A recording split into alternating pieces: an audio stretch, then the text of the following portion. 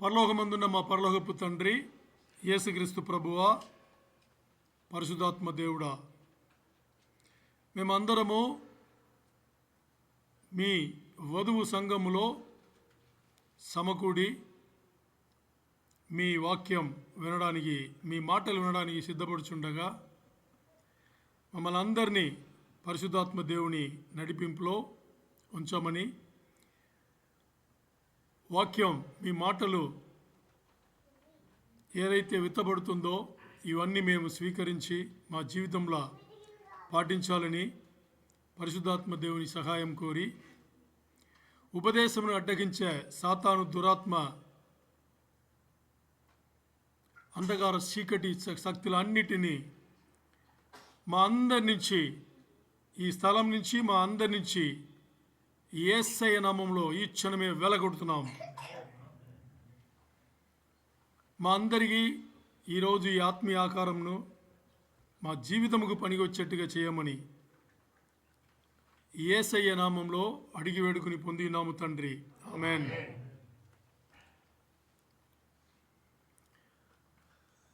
మనం కిందటి ఒక 4-5 వారములుగా సమాపనం యొక్క రహస్యం గురించి ధ్యానం చేస్తున్నాం. ఇప్పుడు ఇతరులని ఎలా క్షమించాలి అని దీని గురించి మాట్లాడుతున్నాం, అంతే కదా. ఇతరులను ఎలా క్షమించాలి అనేది, ఇతరులను ఎలా క్షమించాలి అనేది అంత సులభమైన ఒక సబ్జెక్ట్ అంటే కానే కాదు. అనిపించవచ్చు, ఇతరులను క్షమించడమే కదా, నేను ప్రార్థనలో దేవుడి దగ్గర దేవా వాళ్ళని క్షమించేయండి అని చెప్పే మాటలు మీకు చాలా సులభంగా ఉండొచ్చు. అంటే ప్రార్థనలు కూర్చున్నప్పుడు నేను వాళ్ళని క్షమించేస్తున్నాను అని చెప్పే మాటలు. మరి లోపల ఉండే రుణం ఉందే, అంటే రుణమా లోపల పుండు ఉందే, ఆ పుండు దాన్ని ఆర్చి తీసివేయాలి. అది మన వల్ల కాదు, మనం చేయలేము. చేయండి, ఎంత కష్టపడతామంటే అంత కష్టపడతాం. ఎన్నిసార్లు కష్టపడతామంటే 100 సార్లు కాదు, 1000 సార్లు కష్టపడతాం. అది అంత ఈజీగా చేసే పని అయితే కాదు. చేసినట్టుగా అనుకుంటాం, ఆ చేసే సమయంలో అనుకుంటాం.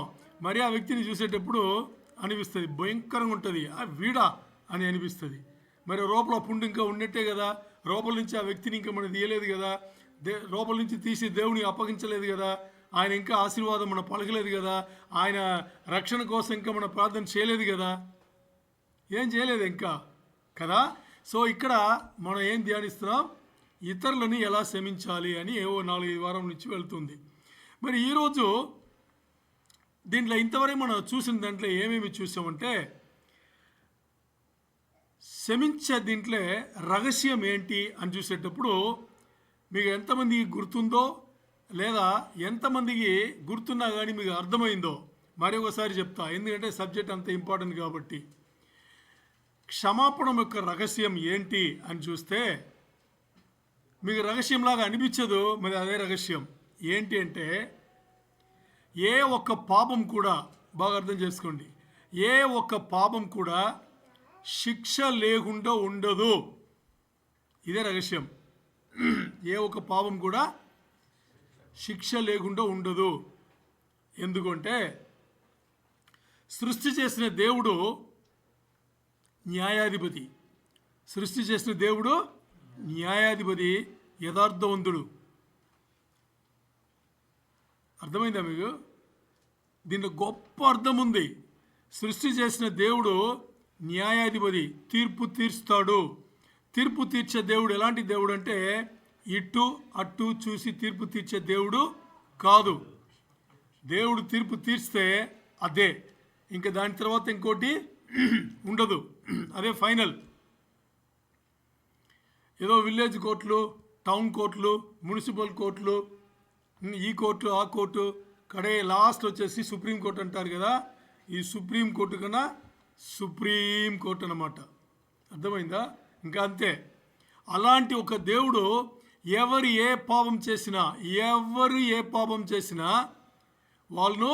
వాళ్ళకైన శిక్ష ఆయన విధిస్తాడు, అంతే. అది వాళ్ళు మంచివాళ్ళు ఉండొచ్చు, చెడ్డ ఎవరైనా కానీ వాళ్ళకి ఏ శిక్ష పడాలో శిక్ష పడుతుంది. ఎందుకంటే దేవుడు చెప్తున్నాడు, ఏం చెప్తున్నాడు, పగ తీర్చుకునేది నా పని, నేను తీర్పు తీర్చేవాడు, నేను న్యాయాధిపతి, నేను యథార్థవంతుడు, నేను ఆ పని చేస్తా అంటున్నాడు ఆయన.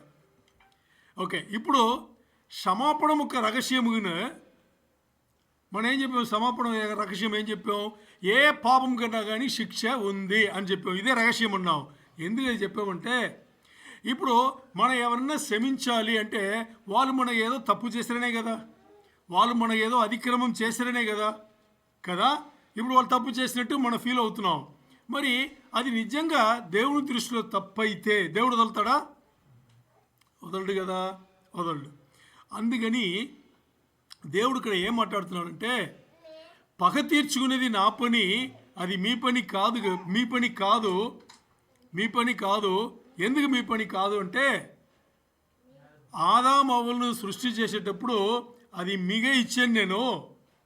ఆదాము అవ్వలు ఎప్పుడు పాపం చేసి తొలగిపోయారో, దేవుడి దగ్గర నుంచి తొలగిపోయి నా దగ్గర నుంచి తొలగిపోయారో అప్పుడు మీ హక్కు పోయింది అంటున్నాడు. ఎందుకంటే మీరు అందరూ పాపం చేసిన వాళ్ళే. ఆదాం నుంచి తర్వాత పుట్టిన వాళ్ళందరూ, ఇంతవరకు ఇంకా పుట్టబోయే వాళ్ళందరూ కూడా పాపం చేసిన వాళ్ళే. అందుకని పాపం చేసిన వాళ్ళకి ఇంకోని శిక్షించే అర్హత, హక్కు లేదు. అర్థమైందా? అందుకని ఇక్కడ న్యాయాధిపతి నేను, యథార్థవంతుడు నేను, అందుకని నేనే పగ తీర్చుకుంటాను, మీ పని కాదు, నేను దేవుణ్ణి అని చెప్పేసి దేవుడు తేటగా చెప్పేశాడు. నేను తీర్పు తీర్చేవాడిని, నేనే జడ్జ్ అనేసాడు. అయిపోయిందా? ఓకే, ఇప్పుడు ఇలా మనం చూసుకొచ్చి ఏం చేసామంటే, అయితే ఇతరులను క్షమించాలంటే ఏం చేయాలి అని చూసిన దీంట్లో 3 మెట్లు చూసుకున్నాం, 3 అంశములు చూసాం. మొదటి అంశం ఏంటి? దేనికోసం ఇతరులను నేను క్షమించలేకపోతున్నాను, దానికి సంబంధించిన సంఘటనలు ఏంటి, దానికి గుర్తు చేసుకోవాలి. ఇది మొదటి అంశం. ఆ సంఘటన తర్వాత ఆ సంఘటన ద్వారా ఏ వ్యక్తి చేస్తున్నది, దీని రెండుని గుర్తు చేసుకునేది మొదటి అంశం. రెండోది అంశం, ఆ సంఘటనను ఆ వ్యక్తిని గుర్తు చేసుకుని నేనేం చేయాలి, వాళ్ళను నేను శిక్షించకూడదు, నేను వాళ్ళపైనే తీర్పు తీర్చకూడదు. ఏం చేయాలి? నేను దేవునికి అప్పగించాలి. ఎందుకంటే దేవుడే న్యాయాధిపతి కాబట్టి, దేవుడికి హక్కు ఉంది కాబట్టి, దేవుడు కూడా ఏం చెప్తున్నాడు? పగ తీర్చుకునేది నా పని అని చెప్తున్నాడు. కాబట్టి జస్టిస్ ఈస్ మైన్ అంటున్నాడు ఆయన, తీర్పు తీర్చేది నా పని. వెంజియన్స్ ఈస్ మైన్ అంటున్నాడు, రివెంజ్ ఈస్ మైన్ అంటున్నాడు, నా పని అది. రివెంజ్ వచ్చేసి దేవుని పని అని చెప్పేసి దేవుడు ఏం చెప్తున్నాడు? నా పని వదిలేయండి అంటున్నాడు. కాబట్టి ఇప్పుడు మనం ఏం చేస్తాము? జరిగిన సంఘటన, దానికి సంబంధించిన వ్యక్తులను తీసుకుని దేవుని ముందు కూర్చుని ఏం చేస్తున్నాం? ప్రార్థన చేయాలి. ఇది రెండవది అంశం. దేవుని ముందు కూర్చుని ప్రార్థన చేసేటప్పుడు ఏ వ్యక్తి అయితే చేస్తున్నామో మనకి హానెస్ట్గా ఉండాలి. మనకి హానెస్ట్గా ఉండాలి. ఎలా హానెస్ట్గా ఉండాలి అంటే బాగా అర్థం చేసుకోండి. ఇప్పుడు ఇతరులు తప్పు చేశారు, నాకు హాని చేశారు, నన్ను హర్ట్ చేశారు, నేను ఫ్రస్ట్రేట్ అయ్యాను, నాకు కోపం తెప్పించారు అని చెప్పేసి వాళ్ళు నేను శిక్షించాలి అని అనుకుంటే దేవుడు ఏం చెప్తున్నాడు? నువ్వు దేవుని బిడ్డవి, శిక్షించే ఆ విషయం నీకు లేదు, నేనే చేయాలని చెప్పేసి ఆయన తీసుకున్నాడు. ఇప్పుడు నేను శిక్షించలేను. అందుకే నేను తీసుకొచ్చి ప్రార్థనలో కూర్చున్నా. దేనికి? ఆ సంఘటన చెప్పి దానికి సంబంధించిన వ్యక్తుల గురించి మాట్లాడి దేవునికి అప్పగించాలని నేనేం చేస్తున్నా? కూర్చున్నా. ఇక్కడ కూర్చునేటప్పుడు, ప్రార్థనలో కూర్చునేటప్పుడు నేను చేయాల్సింది 2 విషయాలు నేను చెక్ చేసుకోవాలి, పరిశీలన చేసుకోవాలి. 2 విషయాలు ఏంటి అనేటప్పుడు, వీళ్ళు ఈ పని చేశారు కాబట్టి నేను గాయపడ్డాను కదా, ఇలాంటి పనులు నేను ఎప్పుడన్నా ఎవరికైనా వ్యతిరేకంగా చేసి ఉన్నానా? మొదటిగా మనం ప్రశ్నించుకోవాలి హానెస్ట్గా. ఓకే, ఇలాగే నేను చేయలేదు అనేటప్పుడు రెండవది పరిశీలన ఏం చేసుకోవాలంటే, ఇది నేను ఇలా చేయలేదు కానీ ఇలాంటిది నేను వేరేలాగా చేశాను, ఉండొచ్చు కదా, వేరేలాగా చేశాను. ఈ రెండు పరిశీలన చేసుకున్న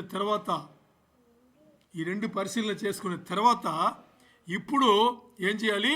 వాళ్ళను ప్రార్థనలు పెట్టి దేవునికి అప్పగించాలి. ఇప్పుడు కూడా ఎందుకు? వాళ్ళను వాళ్ళని పగ తీర్చుకునేది, వాళ్ళని న్యాయం తీర్చుకునేది, తీర్పు తీర్చేది మనకి దేవుడు ఇవ్వలేదు కాబట్టి, మన అరుగులు కాదు కాబట్టి మనం ఏం చేయాలి? ప్రార్థనలో ఎత్తిపట్టుకుని దేవునికి సమర్పించాలి.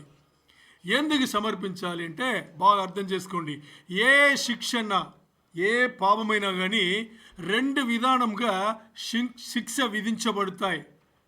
ఏ పాపము కన్నా, ఎంత పెద్ద చిన్న పాపమైనా కానీ రెండు విధానంలో శిక్ష విధించబడతాయి.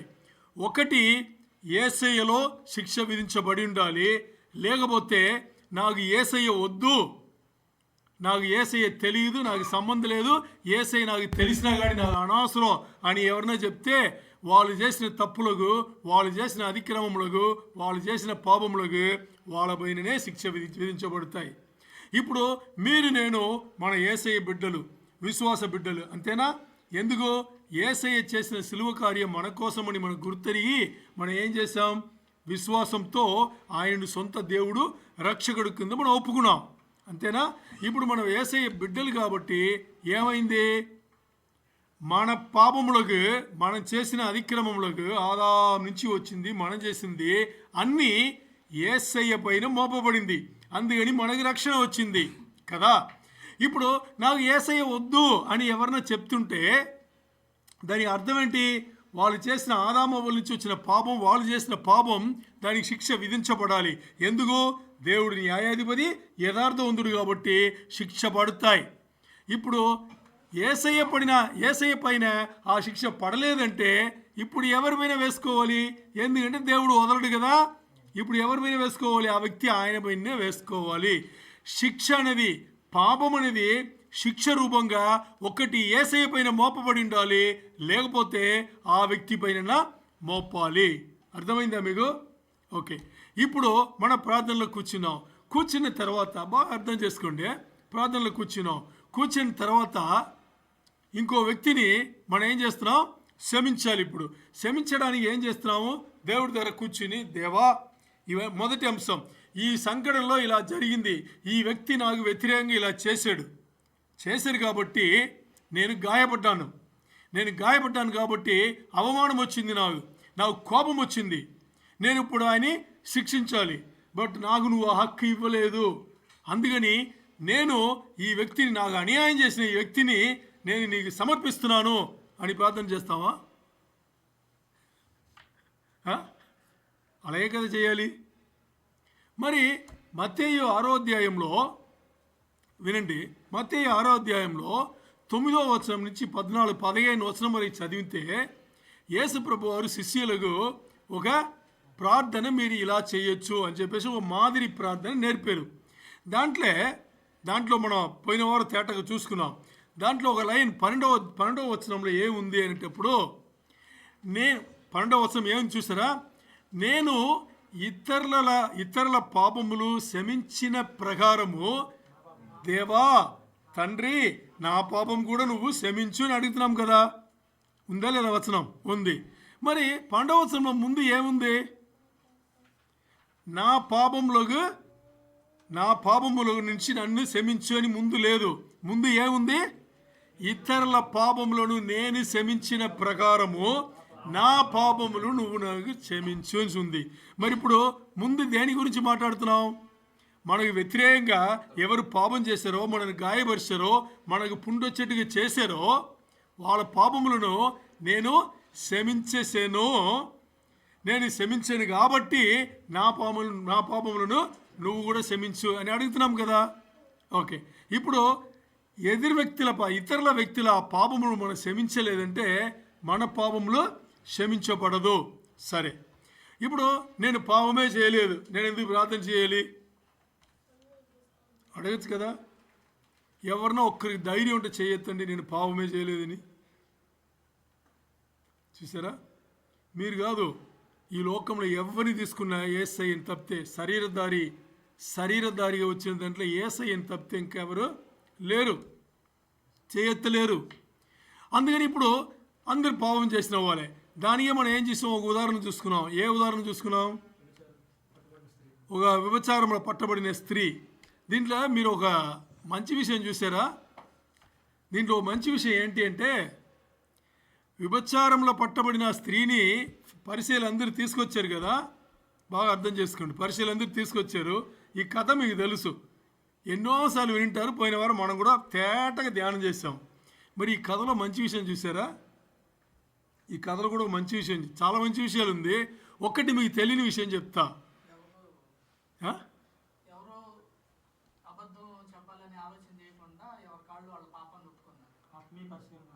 దీని కరెక్టే, దీని నేను వేరేలాగా చెప్తా. ఏంటి అనేటప్పుడు పరిచయులు యేసయ్య దృష్టిలో మంచివాళ్ళు కాదు, తెలుసా మీకు? పరిచయులు యేసయ్య అలా తిడతారనమాట. వేషధారులు అంటారు. ఆయన ఏమంటారు? వేషధారులారా అంటారు. వేషధారులు అంటే ఏమర్థం? ఎవరైనా తెలుసా? చెప్పగలరా? వేషధారి అంటే ఏంటి? అదే ఏంటి చెప్పండి.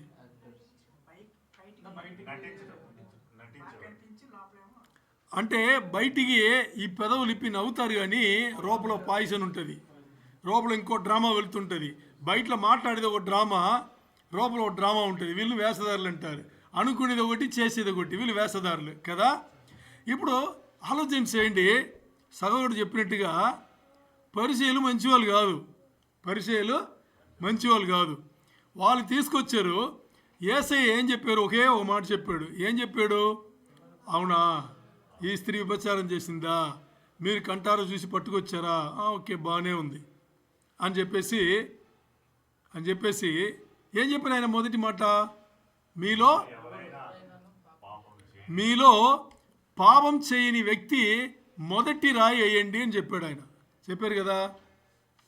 చెప్పి మరి తల వంగి ఏదో రాస్తున్నాడు.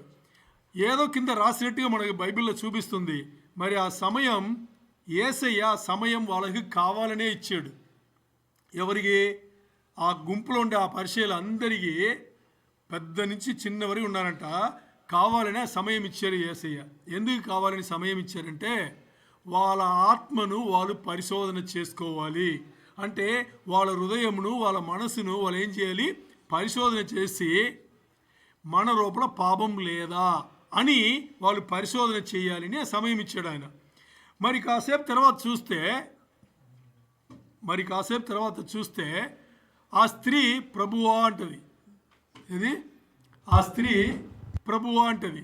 అప్పుడు యేసయ్య చూస్తే, ఏంటి ఒక్కరు కూడా నిన్ను శిక్షించలేదా అని యేసయ్య అడుగుతారు. లేదు ప్రభువా అనేటప్పుడు అప్పుడు యేసయ్య పలిగిన మాట ఏం తెలుసా? నేను కూడా నిన్ను శిక్షించను, ఇంక మీద ఇలాంటి పనులు చేయొద్దు, ఎల్లు అంటారు. ఇక్కడ చూడండి, ఎప్పుడైతే 2-3 విషయాలు ఉన్నాయి చూడండి. ఈ దీంట్లో పెద్ద గుంపు ఉంది. యేసయ్య మీలో ఎవరికి పాపం లేదో మొదటి రాయి వేయండి అంటే వేయండి అని తల వంచుకున్నారు, కింద ఏదో రాసినట్టుగా. మరి ఒక్కరు కూడా మిగల్లా. ఎందుకంటే ఆ సమయంలో వాళ్ళ లోపల ఏం జరిగింది అని చూస్తే బాగా అర్థం చేసుకోండి. ఏం జరిగిందంటే వాళ్ళ ఆత్మలను ఒక్కరొకరు వ్యక్తిగతంగా వాళ్ళ ఆత్మలను ఏం చేశారు? పరిశీలన చేశారు. పరిశీలన చేస్తే వాళ్ళు చేసిన పాపంలో వాళ్ళకి గుర్తొస్తుంది. గుర్తొచ్చేటప్పుడు నేను మొదటి రాయి వేయలేను అని ఒక వ్యక్తి నిర్ణయం తీసుకున్నాడు. అలాగే అందరూ కూడా నిర్ణయం తీసుకున్నారు. ఎందుకంటే అందరూ పాపం చేశారు, చిన్న పిల్లల వరకు. దీంట్లో ఒక ఆశ్చర్యమైన విషయం తెలుసా? పరిచయులు అసలే చెడ్డవాళ్ళు అని యేసయ్య వేషధారులని మాట్లాడిన వాళ్ళే రియలైజ్ అయ్యారా లేదా? చెడ్డవాళ్ళు రియలైజ్ అయ్యారు. వాళ్ళకన్నా చెడ్డవాళ్ళ మీరు నేను వాళ్ళకన్నా చెడ్డవాళ్ళ? ఇప్పుడు యేసయ్య మనం చూస్తే వేషధారిని పిలుస్తాడా? లేదు నా బిడ్డ విశ్వాసిని పిలుస్తాడా? ఏమని పిలవాలని అనుకున్నారు మీరు? చెప్పండి. ఏమని పిలవాలి? నా కుమారుడా అని పిలవాలి. అలా ఉన్నామా మనం? ఏదో కాస్త కూస్తూ ఉంటాం కదా. మరి పరిచయులను ఆయన ఏమని పిలిచాడు? వేషధారులారా అని పిలిచాడు. ఇంగ్లీష్లో హిపోక్రైట్స్ అంటారు. వేషధారులారా అని పిలిచాడు అన్నమాట. వేషధారులారా అని పిలిస్తే అలాంటి వేషధారులే ఏమయ్యారు? రియలైజ్ అయ్యి నిజం ఒప్పుకుని ఏం చేశారంటే, అలాగా నేను పాపం చేసేది మొదటి రాయి నేను వేయలేను అని చెప్పేసి వెళ్ళిపోయారు. ఈరోజు ఏదైతే మనకి వ్యతిరేకంగా సంఘటన జరిగిందో దాంట్లో ఏ వ్యక్తి అయితే ఉన్నాడో వాళ్ళు తీసుకొచ్చి యేసయ్య ముందు ప్రార్థనలో మన రెండో అంశంలో కూర్చునేటప్పుడు మనం చూసి యేసయ్య అదే అడుగుతున్నారు. ఏమని? నీలో పాపం లేకపోతే నువ్వు ఏదైతే వ్యక్తిని పట్టుకొచ్చి నా దగ్గర ప్రార్థన చేస్తున్నావో ఆ వ్యక్తి దగ్గర మొదటి రాయి వెయ్యి అంటున్నాడు. ఏమంటున్నాడు ఆయన? మొదటి రాయి ఇసురు అంటున్నాడు. ఏం చేస్తారు ఇప్పుడు మీరు చెప్పండి? ఏం చేస్తారు? రాయేస్తారా?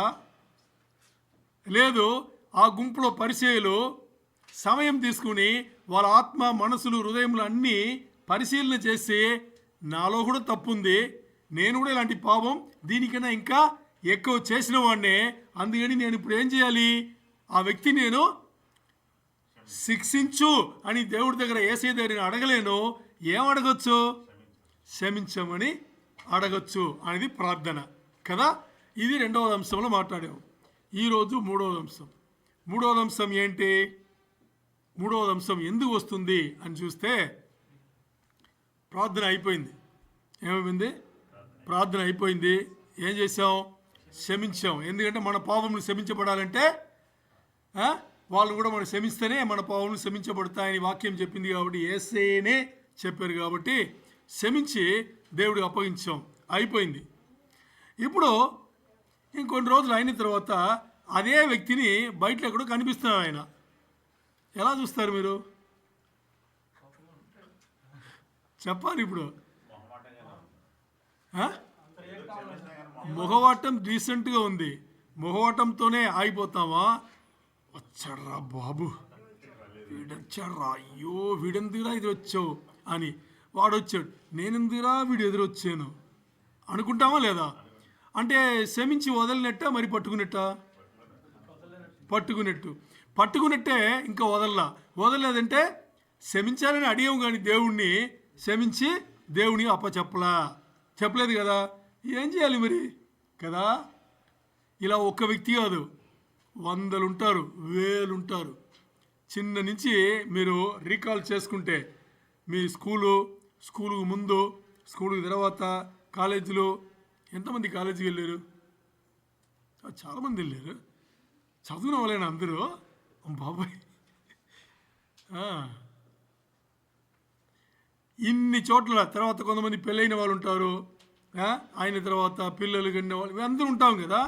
ఎప్పుడో ఎక్కడో ఎవరి దగ్గరనో ఏదో తగులు ఆడింటాం కదా. అందరికీ ఈ విషయాలు ఉన్నాయి.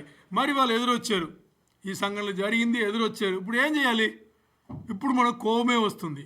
ఇప్పుడు మనకు కూడా కోపం వస్తుంది, పాత విషయాలే గుర్తొస్తుంది. మరి మొన్న క్షమించాము దేవుని ముందు కూర్చుని, మనం చేసిన పని ఏం తెలుసా? దేవుని ముందు కూర్చుని దేవునితో అబద్ధం చెప్పాం. ఏం చెప్పాం? దేవునితో అబద్ధం చెప్పాం. మనం దేవుని కన్నా గొప్పవాళ్ళు. తెలుసా మీకు? తెలుసా తెలీదా? దేవుడు ఏం చెప్పినా వినం. దేవుడు చాలా చిన్న చిన్న విషయాలు దేవుడు చెప్పి మీరు జీవితాలు బాగా చేసుకోండి అంటే మనం వినం. ఇప్పుడు దేవుడు గొప్పవాడు, దేవునికైనా గొప్పవాళ్ళు ఎవరు లేరు. ఉన్నారా? లేదు. మరి ఆయన మాట వినలేదంటే మనం గొప్పవాళ్ళు అవుతామా, తక్కువ వాళ్ళు అవుతామా? గొప్పవాళ్ళు అయిపోతాం.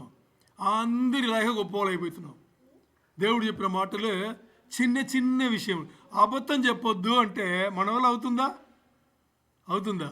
అవ్వట్లా. ఒక చిన్నది అబద్ధంను వదిలిపెట్టండి రా బాబు అని మొత్తుకుని చెప్తే మన వల్ల అవ్వట్లా. కొంతమందికి అబద్ధం ఎలా వస్తాయి తెలుసా?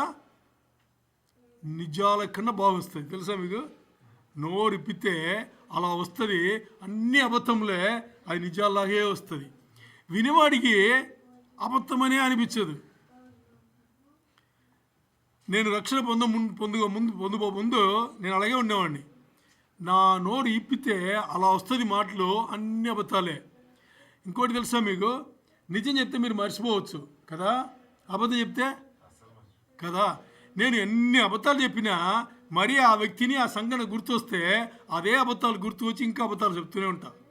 వాడు అస్సలు కనుక్కోలేడు ఇది అబద్ధం అని. ఎందుకంటే ఏదైనా మార్చి మాట్లాడితేనే కదా.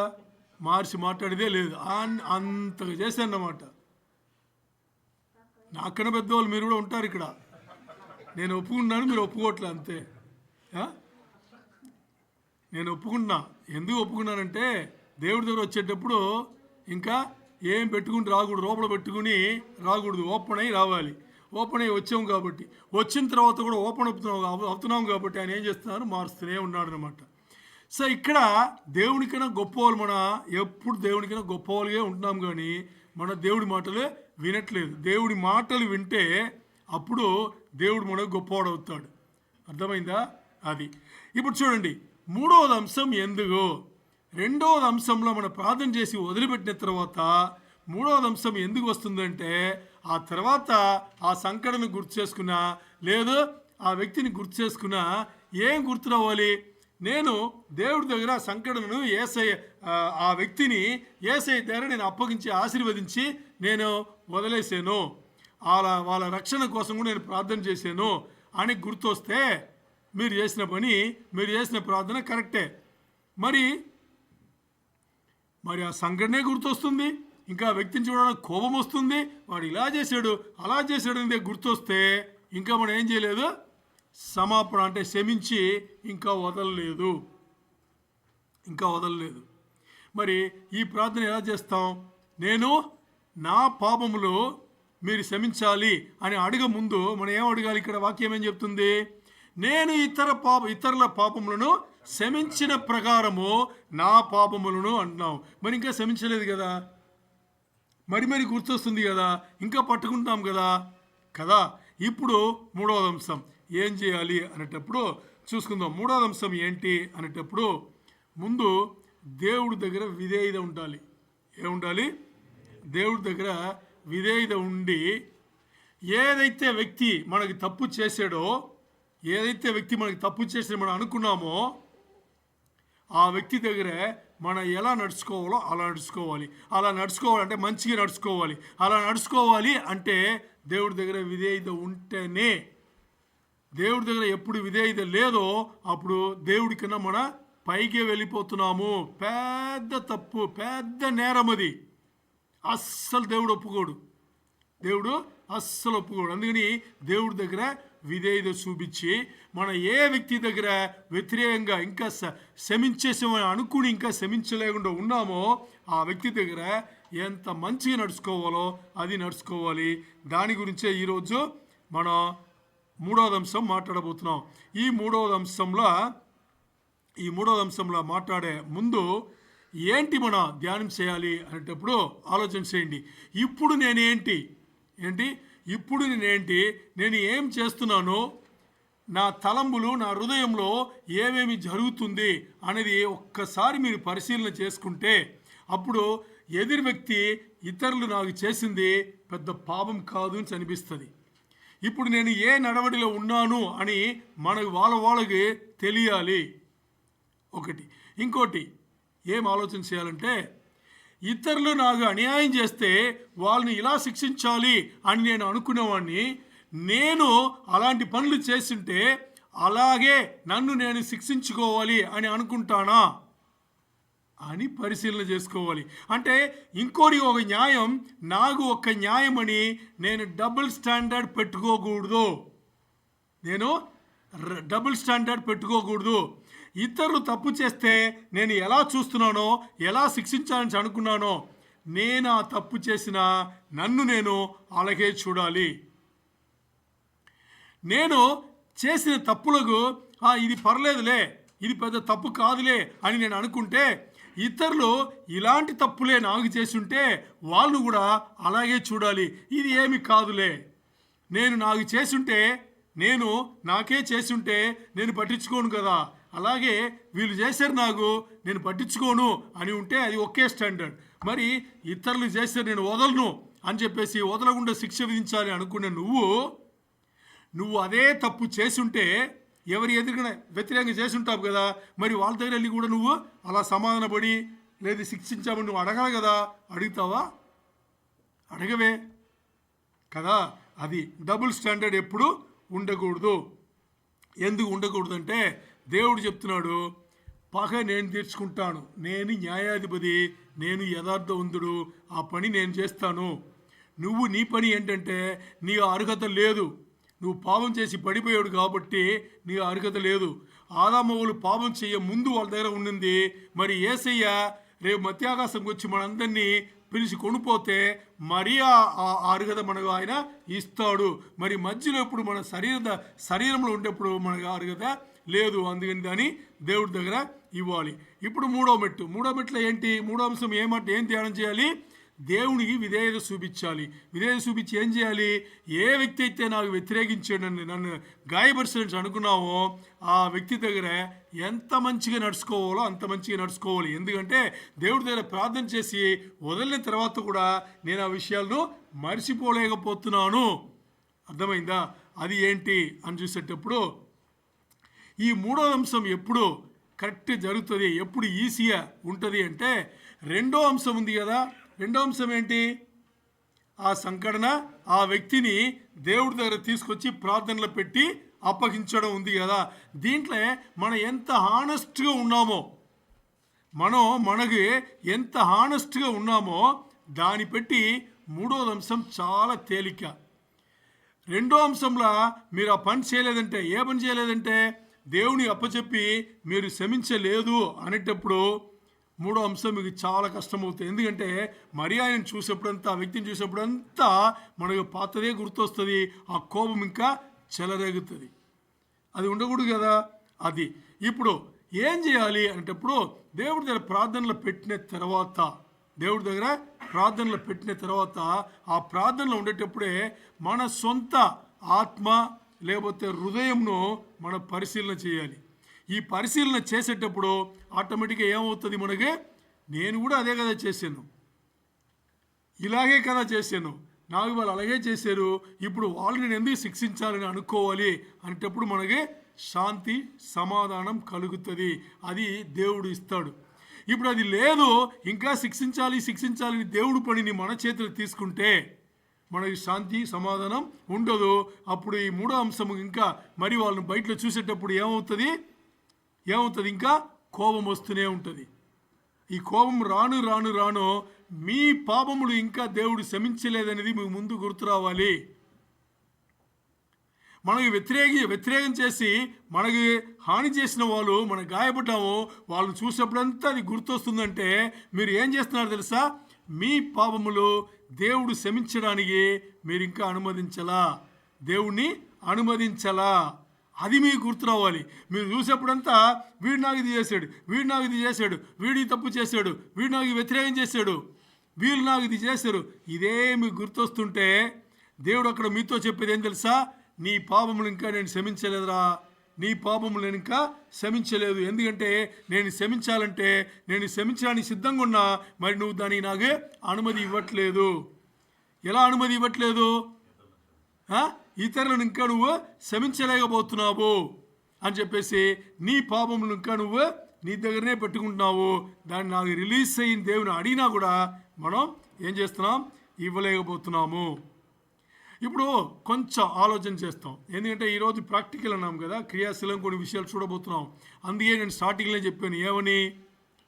మీ జీవితంలో జరిగిన ఎవరన్నా మీకు వ్యతిరేకించి జరిగిన సంఘటనలు, దానికి సంబంధించిన వ్యక్తులు 1 100 గుర్తు చేసుకోండి. ఏంటంటే ఇప్పుడు ప్రార్థన చేయబోతున్నాం. ప్రార్థన చేసి దాన్ని ఏం చేయబోతున్నాం? రిలీజ్ చేయబోతున్నాం. ఎందుకు ఆ పని చేయాలి మనం? ఎందుకు ఆ పని చేయాలంటే యేసుప్రభు వారు శిలువ మరణం అయింది కదా. మీకు నిజంగా ఎంతమందికి అర్థమైంది యేసుప్రభు వారు శిలువ మరణం చేసేటప్పుడు అక్కడ ఏమేమి జరిగింది అని మీకు తెలుసా? ఎంతమంది సీరియస్గా తెలుసు? అందరికీ తెలుసు యేసయ్య మరణించారు శిలువలో అనేది తెలుసు. కొంతమంది మాత్రమే తెలుసు యేసయ్య శిలువలో నా కోసమే మరణించారు అనేది కదా. మరి యేసయ్య శిలువ మరణం ద్వారా ఏమి జరిగింది అని మీకు తెలుసా? ఎంతమందికి తెలుసు? రక్షణ వచ్చింది కదా. రక్షణలో ఏముందని తెలుసా? అదే రక్షణది నిత్య జీవం. ఏముంది తెలుసా? రక్షణ యేసయ్య ఇచ్చేటప్పుడు సిలువలో ఏమేమి ఇచ్చారని తెలుసా? తెలుసా? అది యేసయ్య శిలువ మరణం ఒక విలువ తెలియాలంటే ఆ శిలువ మరణం యేసయ్య దేనికోసం చేశారు, అలా చేసేటప్పుడు ఆయన ఏమేమి కోల్పోయి మనకి ఏమేమి ఇచ్చారని తెలియాలి కదా. రక్షణ అనేది రేపు మనం మరణించిన తర్వాత ఆయనతో అక్కడ కలిసి ఉండేది మాత్రం కాదు, అర్థం చేసుకోవాలి.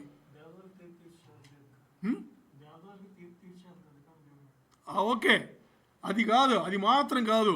రక్షణ అనే దీంట్లో సాల్వేషన్ అనే ఒక పదములో ఏమేమి పెట్టారో తెలుసా మీకు?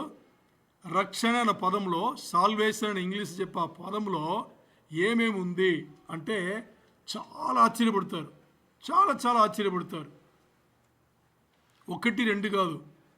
ముందు ఆయన మనను విమోచనం ఇచ్చారు. దేనిచ్చి విమోచనం ఇచ్చారని నేను చెప్తా.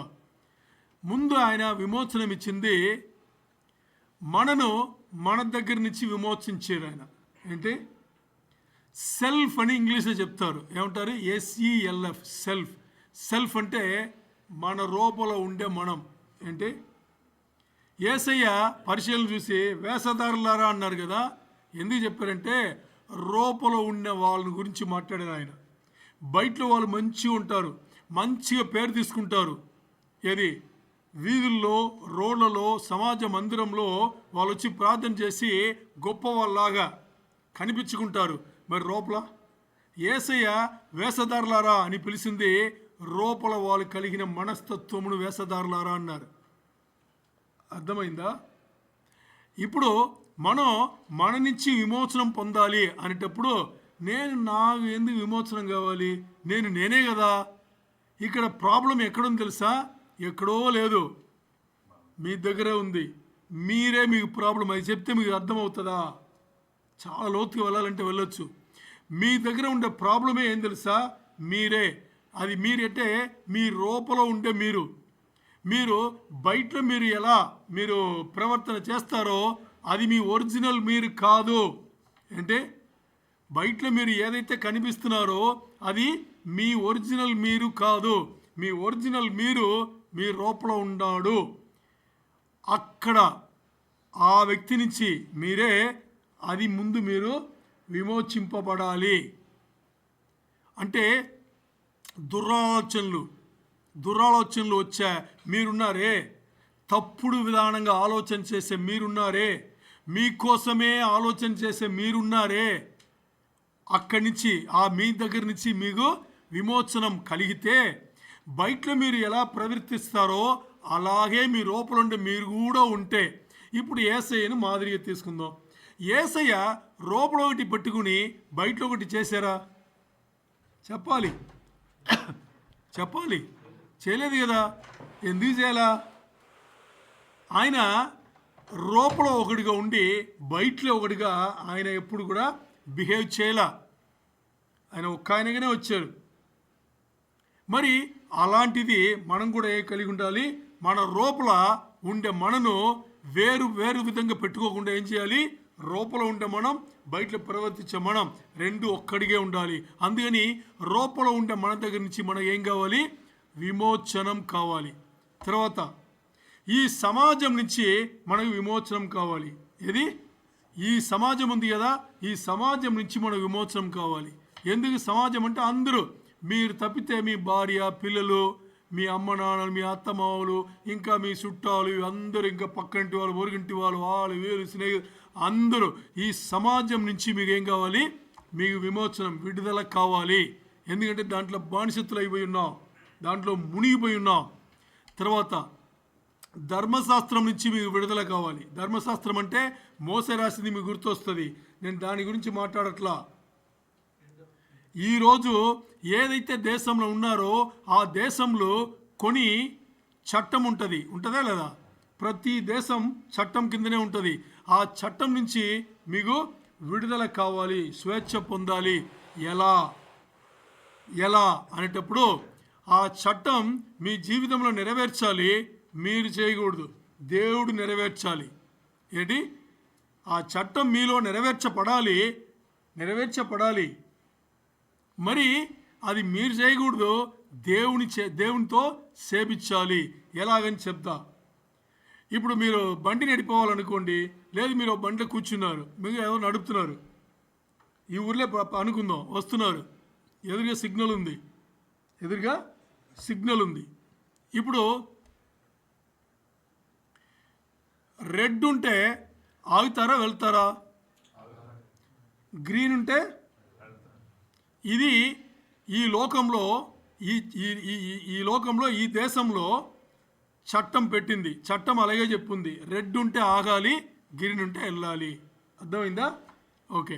ఇప్పుడు చూడండి, ఇదేది దేవుని బిడ్డలు ఎలా నెరవేరుస్తారు అని నేను చెప్తా. ఈ చట్టం వచ్చేసి వాళ్ళు పాటించరు, మరి దేవుడు వాళ్ళు నెరవేర్పు చేస్తాడు. ఎలాగని చూస్తే, ఓకే, ఇప్పుడు అక్కడ రెడ్ ఉంది, స్లోగా వెళ్తాం కదా, స్లోగా వెళ్ళి ముందు బళ్ళు ఉంటుంది, మనం ఆగిపోతాం. మరి గ్రీన్ అయిన తర్వాత, ఆరెంజ్ వచ్చి గ్రీన్ అయిన తర్వాత వెళ్ళిపోతాం కదా. సరే, ఇప్పుడు గ్రీన్ ఉంది, ఇది గ్రీన్ ఉంది. ఇప్పుడు ఏం చేస్తారు మీరు కదా? ఎలా వెళ్తాం? దేవుని బిడ్డలు స్పీడ్గా వెళ్ళరు గ్రీన్ ఉంటే. దేవుని బిడ్డలు గ్రీన్ ఉంటే స్పీడ్గా వెళ్ళరు. ఆ రోడ్లో ఏ స్పీడ్ ఉందో నార్మల్ స్పీడ్లో వెళ్తారు.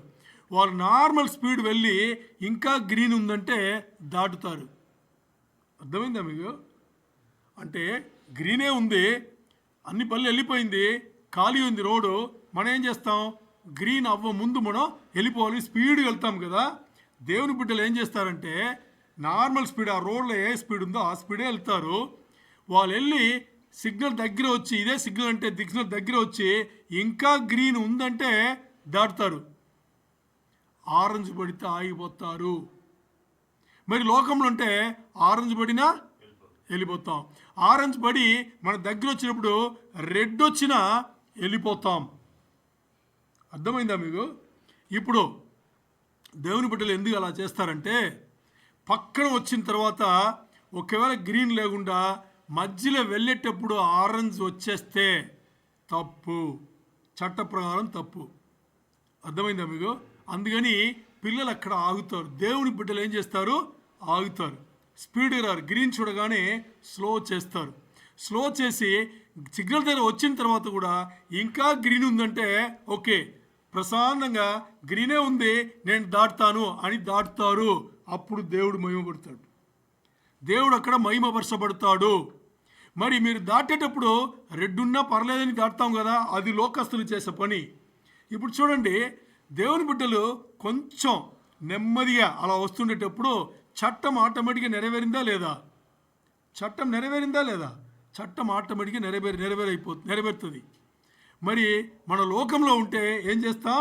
టబాని వెళ్తాము, మధ్యలో వచ్చి ఆరెంజ్ దూరం ఉండేప్పుడు ఆరెంజ్ ఉన్నా కానీ స్పీడ్గా వెళ్తామా వెళ్ళమా? చాలా స్పీడ్గా వెళ్ళి మనం వెళ్ళేటప్పుడు రెడ్ మనకే కనిపిస్తుంది, అయినా క్రాస్ అవుతాం. ఎందుకంటే రెడ్ పడిన తర్వాత కూడా 3 నుంచి 5 సెకండ్లు అవతల వాడు క్రాస్ చేయడు. ఈ ఊర్లో అవతల వాడు రాడు, ఎందుకంటే వాడి గ్రీన్ ఇంకా రాదు, వాడి ఆరెంజ్ ఉంటుంది. ఆ సమయం కూడా మనం వాడుకుని ఏం చేస్తాం? తప్పు చేసుకుని క్రాస్ అవుతాం. ఆ చిన్న పని కూడా దేవుడి బిడ్డలు చేయరు.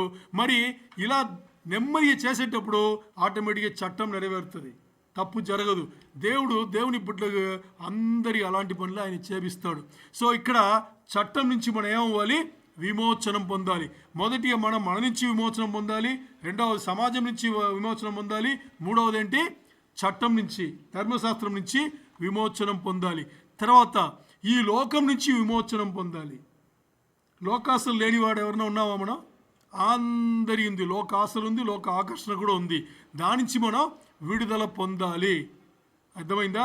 దాని తర్వాత ఈ యుగం నుంచి విడుదల పొందాలి, స్వేచ్ఛ పొందాలి. ఈ విడుదల నుంచి విమోచనం పొందాలి. ఈ యుగం అంటే ఏంటి? యుగం అంటే ఈరోజు మనం ఉండేది సంఘయుగం. ఏ యుగం? సంఘయుగం.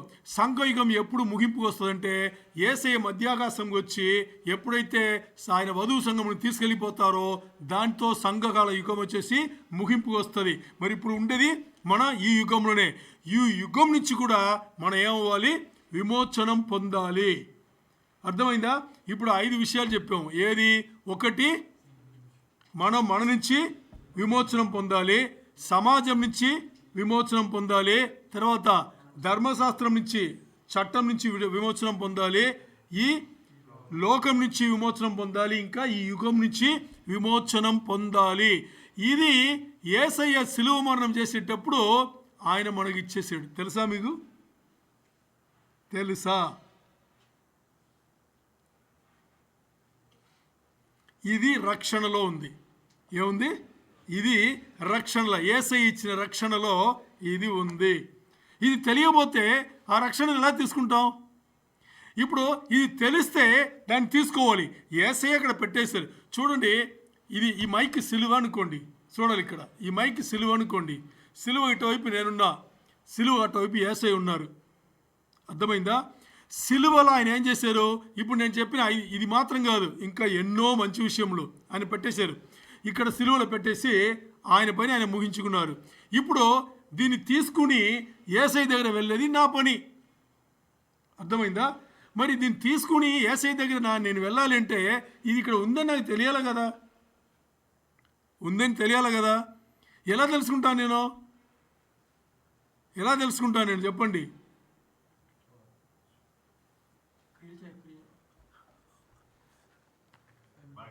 ఇదే చెప్తుంది, పరిశుద్ధ గ్రంథమే చెప్తుంది, వేరేం చెప్పాలి. పరిశుద్ధ గ్రంథం చెప్తుంది.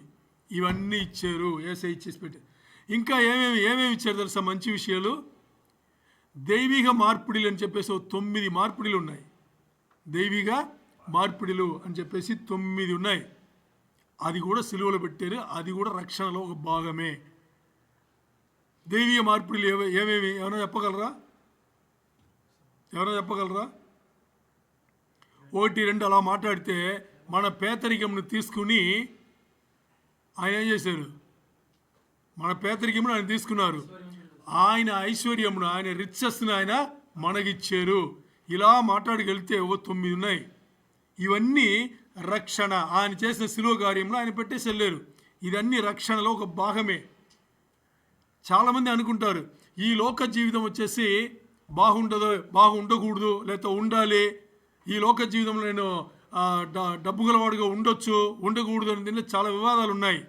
ఇవన్నీ రక్షణలో ఆయన ఏమేమి ఇచ్చాయని తెలిస్తేనే కదా ఈ లోక జీవితం నేను ఎలా సెట్ చేసుకోవాలని నాకు తెలుసు. అది తెలియాలంటే నేను చేయాలి? పరిశుద్ధ గ్రంథం తిప్పి తిప్పి తిప్పి తిప్పి ధ్యానం చేయాలి, మామూలుగా కాదు. అర్థమైందా? ఇప్పుడు అంత గొప్ప దేవుడు రక్షణలో భాగంగా ఇన్ని మనకి ఇచ్చేసి వెళ్ళిపోతే చిన్న చిన్న విషయములు మనం సరి చేసుకోకుండా ఇంకా ఆయనకు దూరంగానే ఉన్నాం. మరి ఆ చిన్న చిన్న విషయములలో మనకు వ్యతిరేకించి ఎవరైనా చేస్తే వాళ్ళను వదిలిపెట్టే మనస్తత్వం కూడా మనకి లేకుండా ఉన్నాం. ఏ మనుషులు మనం ఆలోచన చేయండి, ఎక్కడున్నాం మనం కదా. చాలా చాలా ఇంపార్టెంట్. అందుకని మనం ఏమి రియలైజ్ అవ్వాలి అనేటప్పుడు, నేను ఒకరిని శిక్షించాలి, నాకు తప్పు చేశారు, హాని చేశారు, నన్ను గాయపరిచారు, నాకు కోపం తెప్పించారు అని మనం అనుకుంటే ముందు నా జీవితంలో ఏంటి అని నేను రియలైజ్ అయితే వాళ్ళలాగే నేను కూడా ఉన్నా, ఇంకా వాళ్ళు కొంచెం పర్వాలేదు, నేను వాళ్ళకన్నా ఎక్కువ చేసి ఉన్నాను అనేటప్పుడు ఆటోమేటిక్గా ఏం చేస్తాం? వాళ్ళని క్షమిస్తాం. ఇప్పుడు మత్తయి 6:12లో ఇతరుల అతిక్రమములు నేను క్షమించిన ప్రకారము అంటున్నాం కదా. అలా క్షమిస్తేనే మన అతిక్రమములు దేవుడు క్షమిస్తున్నాడు అనేది చాలా చాలా ఇంపార్టెంట్. ఇప్పుడు నేను ఆ వ్యక్తిని మరి చూసేటప్పుడు ఇంకా నాకు కోపం వస్తుంది, ఇంకా నేను మర్చిపోలేకపోతున్నాను అనేటప్పుడు చేయాల్సింది ఇది ఒక సైకిల్ అన్నమాట, రౌండ్. ఏంటి? మరి ఏం చేయాలి? దేవుడి దగ్గర రావాలి, ప్రార్థనలో కూర్చోవాలి, మరి మరి మరి మరి మరి చేస్తూనే ఉండేటప్పుడు 2 సార్లు 3 సార్లు 10 సార్లు. నేనైతే ఒక వ్యక్తిని 100 సార్లు కూడా క్షమించలేకపోయాను. నేను దీని ముందు చేసిన కమెంట్లోనే సంధానంలో చేశాను. అక్కడ ఒక వ్యక్తిని, ఆయన పాకిస్తానీ, ఆడు అలాగే ఉంటాడంటే తిక్కగా ఉంటాడు. వాడు ఎప్పుడు అలాగే ఉంటాడు. మామూలుగా క్షమించలేము, అయినా ఏం చేయాలి? దేవుని బిడ్డగా క్షమించాలి. మీకు ఉదాహరణ చెప్పాలంటే ఎందుకు ఆ వ్యక్తి గురించి నేను చెప్తున్నానంటే, ఒకరోజు ఉదయం వెళ్తే వాడు ఏదో చేశాడు, కంబనినే, నాకు పర్సనల్గా ఏం చేయలేడు వాడు, కంబని. ఆ రోజు వాడిని వదిలిపెట్టి నేను ప్రార్థన చేస్తున్నా, వదిలిపెడుతున్నా. ఉదయం 7:30 ఆఫీస్ వెళ్ళి కూర్చుంటే 3 గంటల వరకు మర్చిపోలేక అదే పని చేస్తూనే ఉన్నా. ఎందుకంటే వాడిని వదిలించుంటే కానీ నేను మిగతా పని నేను చేయలేను. అన్నిసార్లు మరి మరి మరి మరి మరి ప్రార్థన చేసి ఏ రాలా. చివరికి ప్రార్థన చేస్తున్నా, రిలీజ్ చేయాల, ప్రార్థన మాత్రం చేస్తున్నా. మరి దేవుడు 3 గంటల ఒకటి గుర్తు చెప్పాడు, రిలీజ్ అని ఒక పదం మాత్రం ఇచ్చాడు. ఏంటి? వదలై అని ఓ పదం, రిలీజ్ అని ఒక పదం. అప్పుడు మోకరించి ప్రార్థన చేస్తే వెళ్ళిపోయింది ఆ క్షణం. రిలీజ్ చేసేయి అన్నాడు, నీ దగ్గర నుంచి రిలీజ్ చేసేయి, క్షమించి రిలీజ్ చేయి అంటున్నాడు. చేయగలుగుతున్నావా? 7:30 నుంచి 3 గంటల వరకు ఏ పని జరగల. ఎవరో వచ్చేదో మాట్లాడుతున్నారు, నేను ఏదో చెప్పి పంపిస్తున్నాను, కానీ నేను ఏం చేస్తున్నాను నాకే తెలియట్లా. అది మానవుల జీవితం వచ్చి అలా వెళ్ళిపోతుంది. నేను ఇతరులను క్షమించలేదంటే మన జీవితం పాడైపోతుంది, నాశనం అవుతుంది. ఇప్పుడు ఈ సైకిల్లో ఏమవుతుందంటే మళ్ళా దేవుడి దగ్గర తీసుకొచ్చి ప్రార్థన చేయను ఏమవుతుందో తెలుసా? మన హృదయంను దేవుడు మారుస్తాడు. ఏం చేస్తాడు? ఇది కొంచెం తక్కువ సీమ.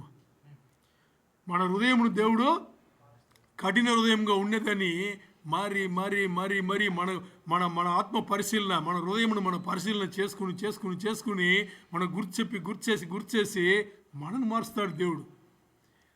మార్చి ఏం చేస్తాడు? ఒకరోజు కూర్చోబెట్టి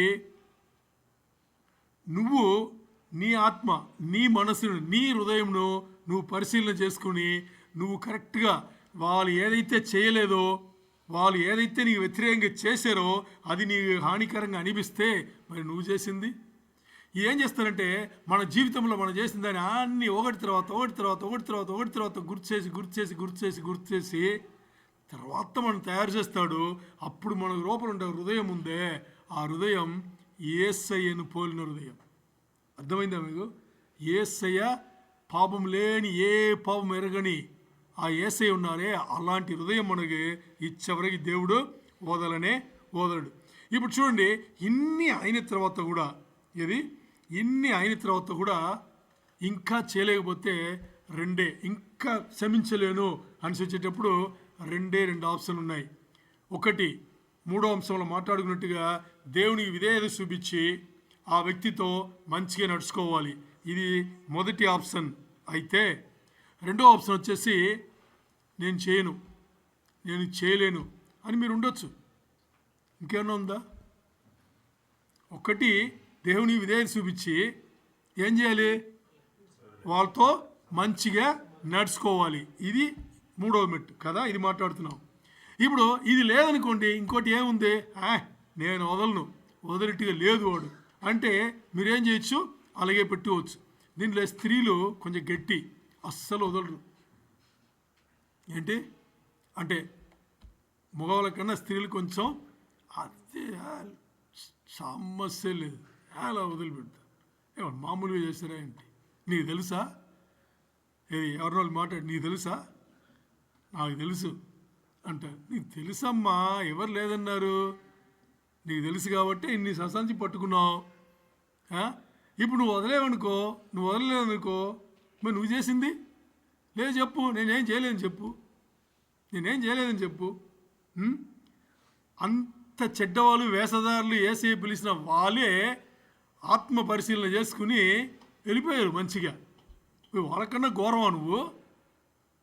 స్త్రీలు మాత్రం కాదు, పురుషులు కూడా మాట్లాడుతున్నావు. వాళ్ళకన్నా గౌరవం మనం కాదు కదా, వాళ్ళకన్నా కాస్త కూస్త మంచి వాళ్ళే కదా. మరి మనం ఏం చేయాలి?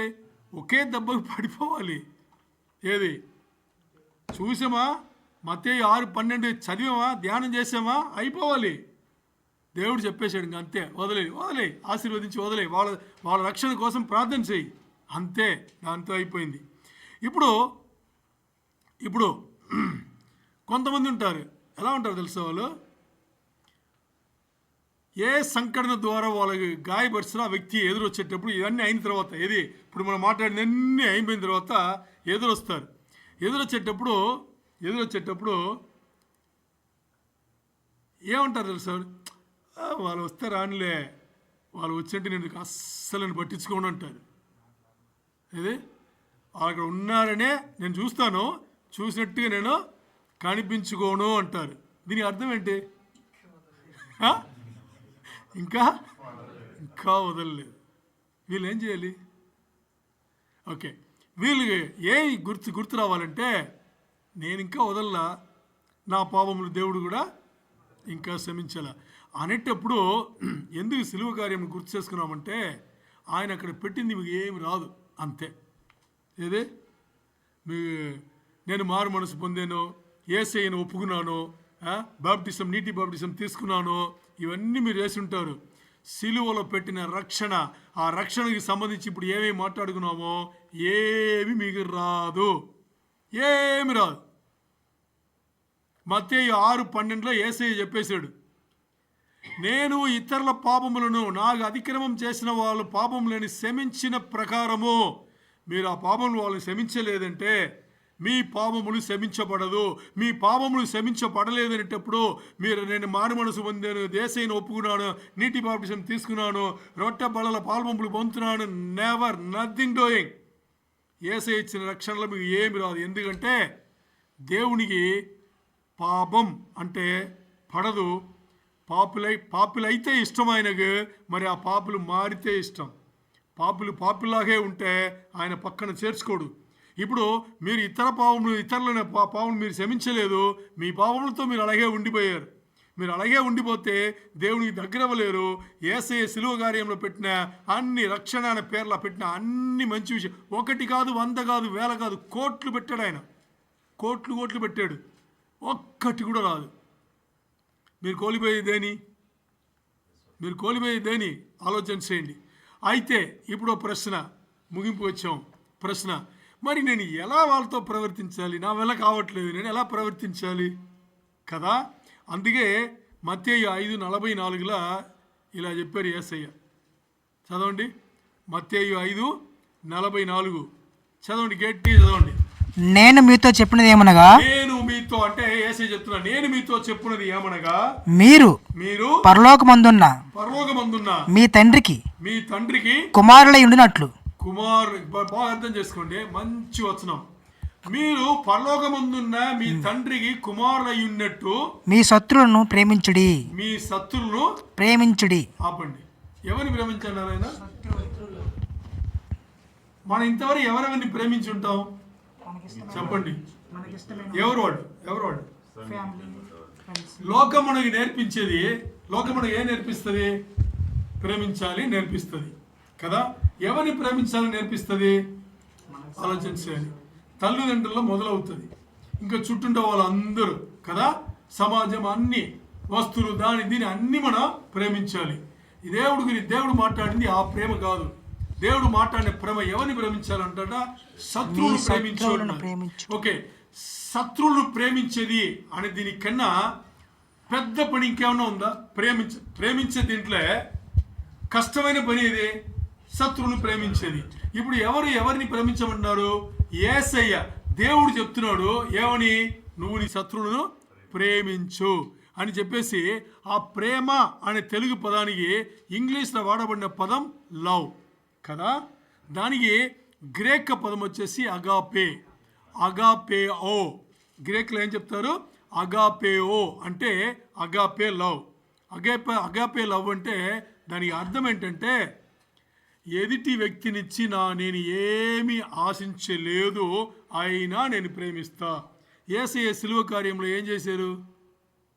మీ దగ్గర నుంచి ఏమన్నా, నీ దగ్గర నుంచి, నా దగ్గర నుంచి ఏమన్నా మీరు ఇది ఇస్తే నేను ఈ సిలువ యాగం చేస్తాను చెప్పారు ఆయన?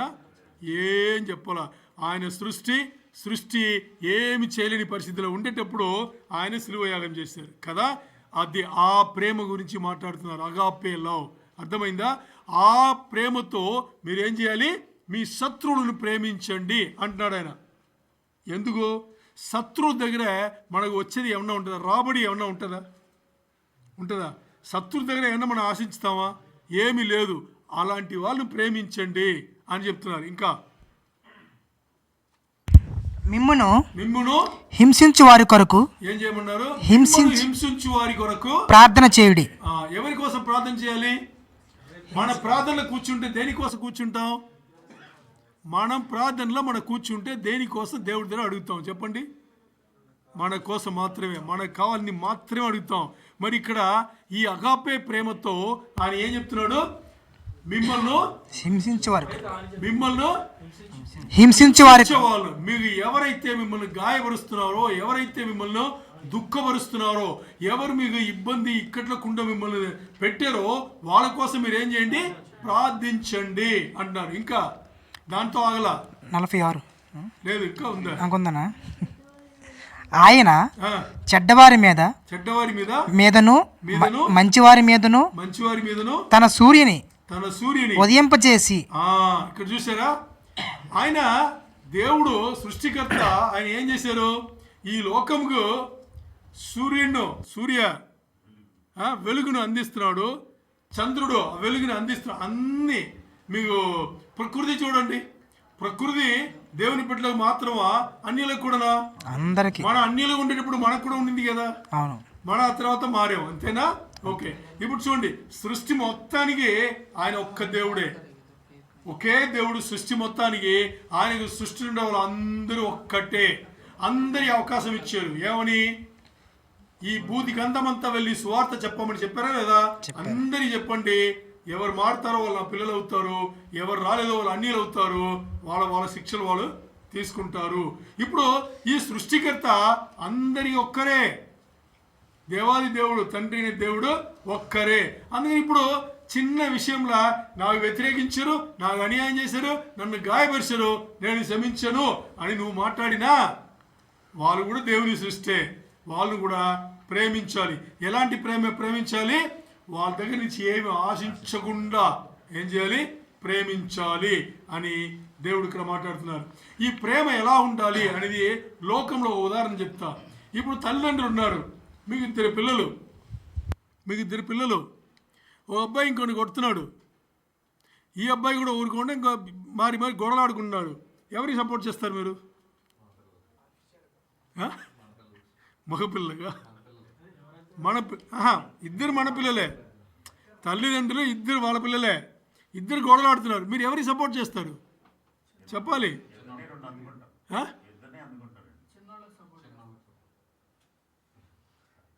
మీరు నిజమైన తల్లిదండ్రులు అయితే ఇద్దరిని సమానంగా చూస్తారు. ఇద్దరు మీ పిల్లలే కదా, ఇద్దరి సమానంగా ఎలా చూస్తారంటే ఇద్దరి నచ్చ చెప్తారు. అర్థమైందా? బాబు నువ్వు ఇలా చేస్తావు, ఇది చేయకూడదు, నువ్వు ఇలా చేస్తావు, ఇది చేయకూడదు.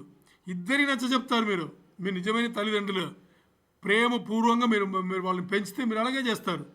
మరి దేవునికి ఆలోచన చేయాలి. సృష్టి మొత్తం ఆయనది కదా, మరి నిన్నొకలా ఇంకోని ఒకలాగా ఎలా చూస్తాడు ఆయన? అప్పుడు నీకు ఏదో హాని చేసాడని చెప్పేసి వాడిని తీసుకొచ్చి ప్రార్థనలు బట్టి, యేసయ్యా నాకు వీడు ఇలా చేశాడు, అన్యాయం చేశాడు, వీళ్ళు అన్యాయం చేశారు, నేను మర్చిపోలేకపోతున్నా, 25 సంవత్సరాలు అయింది, ఇంకా మర్చిపోలేకపోతున్నా, అంత చేశాడు, ఇంకా పుండు ఆరలేదు చూడు అని చెప్పేసి శిక్షించు అని అడిగితే, మరి నువ్వు ఎవరి కోసం శిక్షించమని దేవుని అడుగుతున్నాడో, దేవుని బిడ్డ అన్యుడైనా, అన్యుడైనా దేవుని బిడ్డ, ఈరోజు అన్యుడు రేపు బిడ్డ అవుతాడు, దేవుని బిడ్డ అవుతాడు.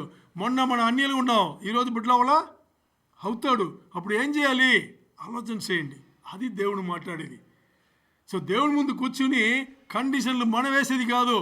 దేవుని ముందు కూర్చుంటే కండిషన్లు ఇక్కడ ఉన్నాయి, పరిశుద్ధ గ్రంథంలో కండిషన్లు ఉన్నాయి. దీన్ని పట్టుకుని దేవుని ముందు మనం కూర్చోవాలి. కానీ ఇక్కడ ఏం చెప్పబడిందో దానికి దేవునికి విధేయత చూపించి మనం ఏం చేయాలి? నడుచుకోవాలి. దాన్ని వదిలేసి మనొచ్చి కూర్చుని కండిషన్లు దేవునికి పెట్టడం కాదు. అలా పెడితే మన పాపములు క్షమించబడదు. ఎందుకంటే మరొకసారి చెప్తున్నా, దేవుడు న్యాయాధిపతి, తీర్పు తీర్చేది దేవుడే. దేవుడు యథార్థవంతుడు. ఆయన తీర్పు తీర్స్తే ఇంకా అది ఫైనల్, అంతే, దానికన్నా ఇంకా వేరొకటి ఉండదు. అందుకని ఎవరు తప్పు చేసినా వాళ్ళ తప్పులు శిక్ష విధించబడతాయి. ఒక్కటి యేసయ్యలో, లేదంటప్పుడు ఆ వ్యక్తి పైన. తప్పులు శిక్ష లేకుండా, పాపములు అతిక్రమములు శిక్ష లేకుండా ఎప్పుడు తప్పించుకోవడానికి వీలు లేదు. ఎందుకంటే దేవుని యేసయ్యను ఒప్పుకుంటే అది వాళ్ళ పాపములు, వాళ్ళకి పడాల్సిన శిక్ష యేసయ్య శరీరంలో విధించబడతాయి. అది ఆల్రెడీ జరిగిపోయింది. మరి ఎవరైతే ఒప్పుకోలేదో వాళ్ళ పాపములకి కావాల్సిన శిక్ష వాళ్ళపైనే పడుతాయి. చాలా చాలా ఇంపార్టెంట్. ఈ రెండు తప్పితే ఇంకో మార్గం లేదు. అందుకని దేవుడు యథార్థవంతుడు, దేవుడు న్యాయాధిపతి. క్షమాపణ ఒక రహస్యం వచ్చేసి ఎక్కడుందంటే, ఎవరు ఏ పాపం చేసినా దానికి శిక్ష ఉంది. దేవుడి దగ్గర నుంచి శిక్ష ఉంది. మరి ఆ శిక్షను నేను తీసుకోవచ్చా అంటే మన దాని అరుగులు కాదు, దేవుడే అరుగుడు.